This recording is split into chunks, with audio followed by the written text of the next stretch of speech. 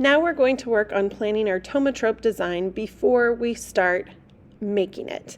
So one of the requirements for this is that you are showing something about you. So think about how you are going to convey something that tells us about you. It should not be an animation, so it should be two different images that combine together to show one idea. Remember, for this project, we are using the persistence of vision theory. So remember, one image is held for a second longer by our eyes. That's how our brain processes it, and so it combines with the opposite side's image to form one image. When starting your Thaumatrope, look back at your All About Me worksheet. You can pull some ideas from this worksheet to use for your designs for your Thaumatrope. If you have ideas other than this, you are more than welcome to use them. However, your Thaumatrope design must tell us something about you. We are using this as a get to know you activity so that we can get to know each other in this class. The three About Me's that I chose to go with was pasta, volleyball, it's a game I like to play for favorite game, and also something that sparks my interest is reading, and Harry Potter is my favorite series. So those are the ideas that I'm taking from this worksheet. You have a Thaumatrope brainstorming worksheet in your folder. So turn to this page, and then I want you to start drawing the parts of your drawing. Now keep in mind, we want to separate our image out, but the two parts need to relate to each other. So for example, for my volleyball image, on one side of my Thaumatrope, I'm going to have a net, and on the other side, I'm going to have a volleyball with action lines, and then when I use the Thaumatrope to spin, you are going to be able to see the volleyball going over the net. As you are brainstorming, if it is helpful, you may use your MacBook to look up images to help you draw your idea. So for example, I had to look up an image of a volleyball to see that I had my lines going the right direction. I also wanted to get an idea of the best way to show noodles with pasta without it just being a bunch of lines. So I looked up an image to help me with that as well. So for my second, my favorite food is pasta.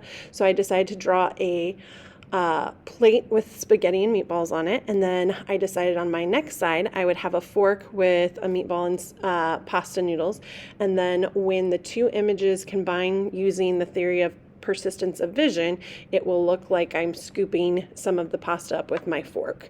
So this one is to represent my favorite food. Again, the top one is to represent my favorite game. And then for the last one, I decided to do something that sparks my interest, which is reading, and feature my Harry Potter book. For the Harry Potter book sketch, I started to draw the book, and I realized I wanted to put the letter H on one page and the letter P on the other. So I decided to skip ahead and work on the very last image and then work backwards. And so I drew out the book for my final what it looks like combined one, and then I added the HP or Harry Potter logo onto the pages from there. And then I had a little bit of extra space and I wanted to show another Harry Potter item, so I decided to include the golden snitch. And I place this above the book. So you are more than welcome to work backwards. So you can see here, after figuring out what my combined image looked like, then I'm going back and I'm showing what the two sides would end up looking like. To give you another idea of what this could look like, here is the pasta in reverse. So I could start by drawing the full pasta plate with the noodles, the sauce, the meatballs, the fork, and the meatball with the noodles hanging down from the fork. Then I could work backwards and show, okay, on this side I'm just going to have the fork with the noodles and the meatballs, and then on this other one I'm going to have the plate of pasta. Once you have come up with 3 different ideas, I want you to take a thin Sharpie and I want you to go back and outline your final image where it shows both items combined into one. If you have straight lines, be sure to use a ruler. Take your time, try to be as accurate as possible. You will be retracing all 3 of the combined design ideas to help you see what it would look like. We're going to add some color to help us plan out our designs before we start our final. Once you have all of your designs traced in Sharpie, take an eraser and erase any extra pencil lines that you don't want to show.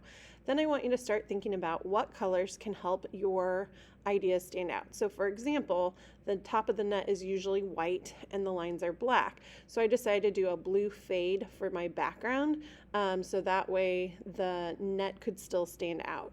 I also decided to add some color to the volleyball to help it capture attention rather than just leaving it white. For the plate of pasta, I decided to use red to make the sauce look like spaghetti sauce, brown for the meatballs, yellow and tan to create the noodles. And then I decided to add my favorite color, which is blue, for like a tablecloth underneath it. For the Harry Potter one, I decided to go with red and yellow for the Gryffindor colors. I also used gold to help the golden snitch look like the actual object. So be thinking about what colors would help to best represent your idea or objects.